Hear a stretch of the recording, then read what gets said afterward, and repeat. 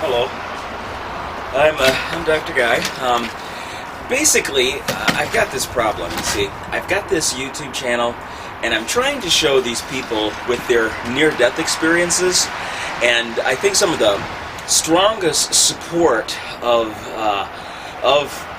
this phenomena is the individuals themselves.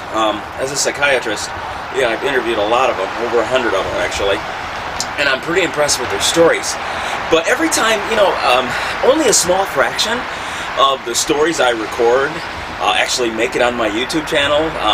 YouTube kind of yanks them a lot. And so I'm going to try some creative ways of getting the content onto my YouTube channel without totally violating the copyright thing.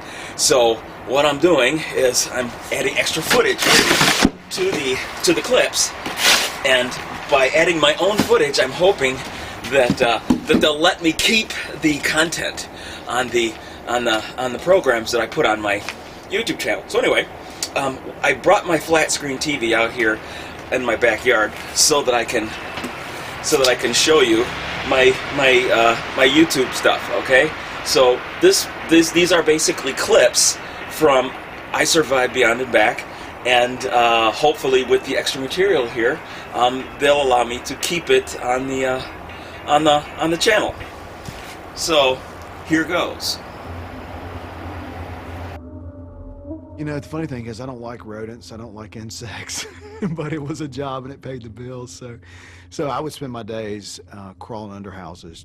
I had gotten a call that I needed to go to this house that was having some problems, and so probably about 5 o'clock when I arrived there. Yeah, I pulled up to the house and Jerry met me there. It was one of his rental houses. Matt was different from the beginning. He was a nice guy. He knew everything that was to be known about it, what his job was for and what it was about and what he was using. I liked him. Jerry took me to the side of the house where the crawl space opening was, and I remember the crawl space opening was about 2 feet by 1.5 feet, so it was pretty small, and I actually had to throw my flashlight, throw my hat in, and actually look like I was diving in a pool to get under the house.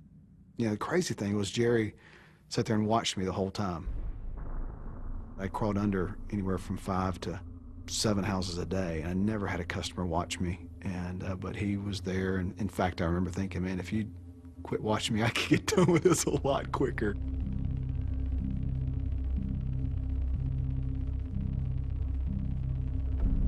Crawled under that first support beam, was making my way to the second support beam, and when I got ready to crawl under that second support beam, is at the point at which I came in contact with a 110-volt wire. That's when things start to go crazy. That's when I heard that terrible sound of him getting electrocuted.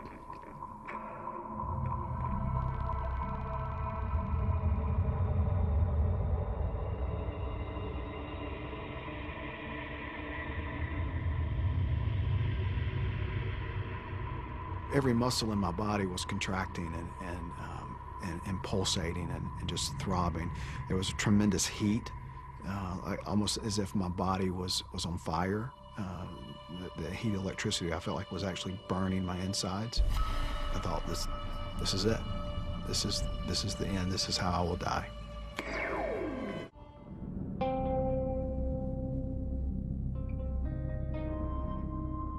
The heat, electricity, I felt like was actually burning my insides. I thought, this is it. This is the end. This is how I will die.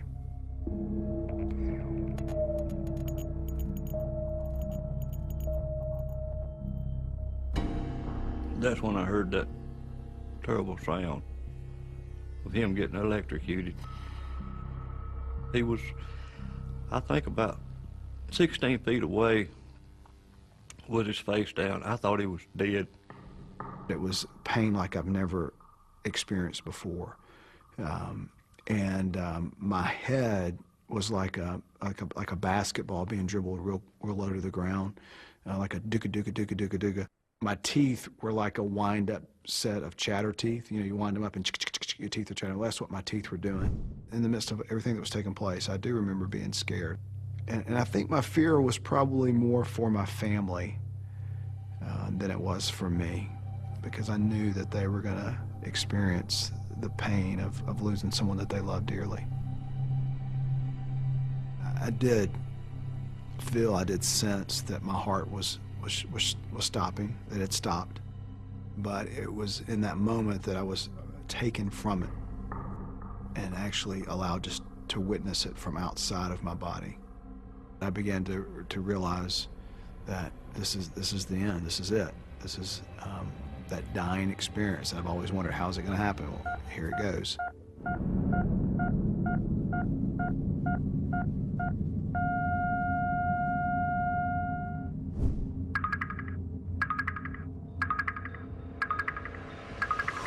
At that point is when everything went to the supernatural.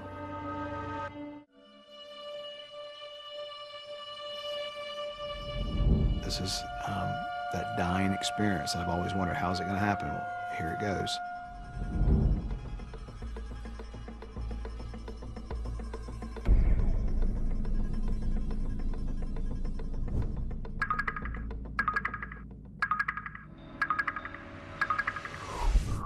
I experienced the very real playing of a 39-year-long life movie being played, where I was allowed to literally see my life flash before my eyes. I saw image after image, and what I saw was the faces of people that I'd had the opportunity to know and have relationships with over the years.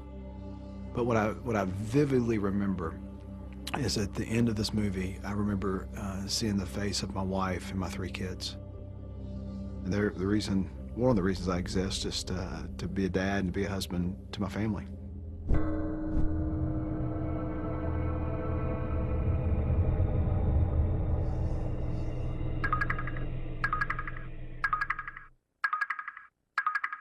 I knew I had to get to Matt. I was the only hope he had. And a slim one at that.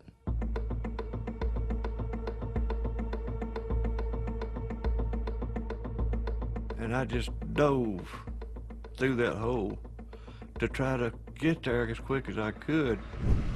As I'm experiencing the movie, I'm actually experiencing the very real presence of God. It happened through the form of through light. It happened through the form of actually hearing my name actually being called. That light was all-encompassing. It was surrounding me. It was basically at that point the essence of who I was that light. As I'm moving, if you will, almost closer to the light, I heard God literally speak my name. Imagine if thunder could speak. If when you heard thunder, it actually was speaking your name. But it was in that moment that I knew that God was very real and very in that moment for me. As I'm moving, if you will, almost closer to the light, I heard God literally speak my name.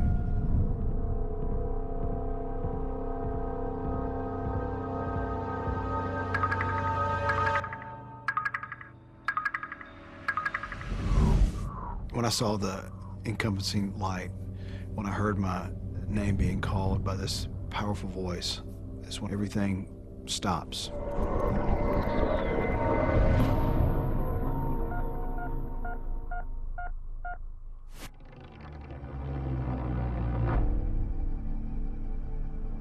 The wire was hanging in the middle of his back, and I just reached and got the pipe and brought it up, pushed the wire out of the way.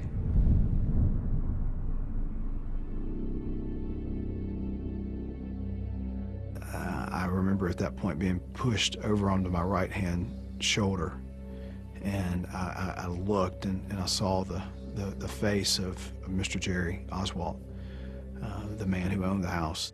So how'd you get here so quick? I said, Matt, I don't know. I really don't. I was overcome by appreciation for him, appreciation for what God had done, what had taken place. There's no way he could have gotten in the crawl space in that amount of time, just based on his ability, his physical ability at that time.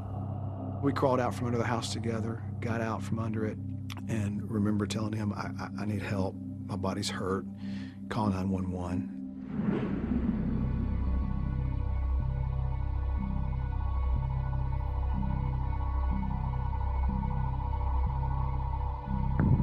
They were just astonished that I was, one, I was alive, and number two, that there was no long-term lasting side effects. Long-term exposure to electricity like that can often cause neurological damage, can often cause cardiological damage to your heart. And yeah, every one of them to the person said, you obviously have a reason and a purpose for being here, because you should be dead.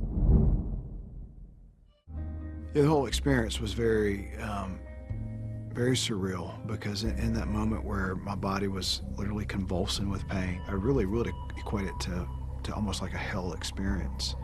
But in that moment of experiencing hell, I was literally experiencing heaven in a very real way. The significance of that moment for me was that I needed to be reminded that God hadn't forgotten me. I went to college, got a master's, did all the stuff I was supposed to do, and here I am crawling under houses looking for insects. This is not what I felt like I was created for. And I need to be reminded that my life does have purpose. Now, it's not wrapped up in what I do, it's wrapped up in who I am.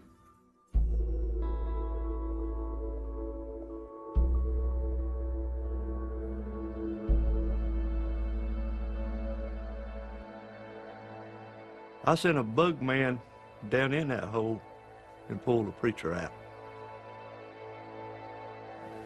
I don't fear death. I've been to the edge, and I've tasted, and I've experienced it. I've been reluctant to change light bulbs since then.